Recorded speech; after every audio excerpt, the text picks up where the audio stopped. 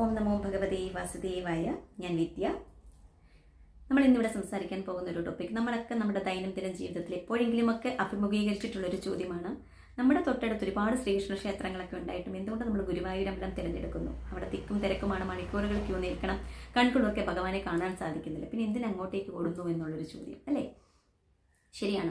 നമ്മുടെ നാട്ടിലുള്ള അമ്പലത്തിലായിട്ട് ഗുരുവായൂർ അമ്പലത്തിലായിക്കോട്ടെ, നമ്മൾ പോകുമ്പോൾ നമ്മൾ ആഗ്രഹിക്കുന്ന ഒരു ആത്മീയ തൃപ്തിയാണ്. അത് രണ്ടിടത്തു നിന്ന് കിട്ടുന്നുണ്ടെങ്കിലും രണ്ടിടത്തു നിന്നും ഉള്ള സങ്കല്പങ്ങൾ വ്യത്യസ്തമാണ്. രണ്ടിടത്തെയും പ്രതിഷ്ഠകൾ ദൈവിക ചൈതന്യം ഒന്ന് തന്നെയാണ്. രണ്ടിടത്തെയും പ്രതിഷ്ഠകളിലെ ദൈവിക ചൈതന്യം ഒന്ന് തന്നെയാണ്. പക്ഷെ ചെറിയ ചെറിയ വ്യത്യസ്തതകൾ എന്തൊക്കെയാണ് എന്ന് ചോദിച്ചാൽ, ഗുരുവായൂർ ക്ഷേത്രത്തെക്കുറിച്ച് പറയുമ്പോൾ ഗുരുവായൂർ ക്ഷേത്രത്തിലെ പ്രതിഷ്ഠ മഹാവിഷ്ണുവിൻ്റെ പൂർണ്ണ രൂപമാണ്. ദ്വാപര യുഗത്തിൽ ഭഗവാൻ ശ്രീകൃഷ്ണൻ തന്നെ ആരാധിച്ചു വന്നിരുന്ന കൃഷ്ണവിഗ്രഹമാണെന്നും ഗുരുവും വായുവും കൂടി ചേർന്നാണ് അതവിടെ പ്രതിഷ്ഠിച്ചത് എന്നുമാണ് അതിൻ്റെ ഐതിഹ്യം. അതുകൊണ്ടാണ് ഗുരുവായു എന്നതിന് നാമകരണപ്പെട്ടത്. ഇനി പാതാള അഞ്ജനശിലയിൽ ചതുർബാഹുവായ വിഷ്ണു രൂപമാണ് അവിടെ പ്രതിഷ്ഠിച്ചിരിക്കുന്നത്. കർശനമായ താന്ത്രിക വിധികൾ നോക്കിയാണ് ദൈനംദിനമായി അവിടെ പൂജകൾ നടത്തി പോകുന്നതും.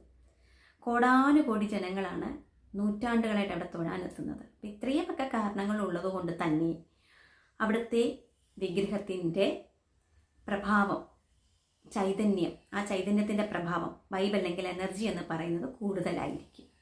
ഓക്കെ, അപ്പം നമ്മൾ നമ്മുടെ തൊട്ടടുത്തുള്ളൊരു അമ്പലത്തിൽ ചെല്ലുമ്പോൾ എത്ര നേരം വേണമെങ്കിലും നമുക്ക് അവിടെ നിന്ന് മനസ്സൊരുക്കി പ്രാർത്ഥിക്കാൻ സാധിക്കും.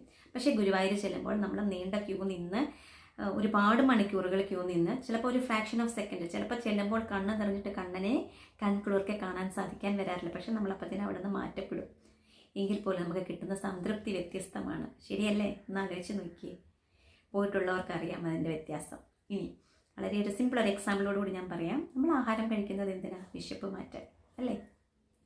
നമ്മൾ വീട്ടിൽ നിന്നും ആഹാരം കഴിക്കുന്നു, നമ്മളൊരു സദ്യക്ക് പോയി സദ്യ കഴിക്കുന്നു. രണ്ടിൻ്റെയും ലക്ഷ്യം നമ്മുടെ വിശപ്പ് മാറ്റുക എന്നുള്ളതാണ്. പക്ഷേ രണ്ടിൽ നിന്ന് നമുക്ക് കിട്ടുന്ന സംതൃപ്തിയിൽ വ്യത്യാസമുണ്ട്. അത് തന്നെയാണ് ഇവിടെയുമുള്ളത്. ഞാൻ ഉദ്ദേശിച്ച കാര്യം എല്ലാവരിലേക്കും എത്തി എന്ന് വിശ്വസിക്കുന്നു. എനിക്ക് മനസ്സിലായ കാര്യങ്ങളാണ് ഞാനിവിടെ ഷെയർ ചെയ്തത്.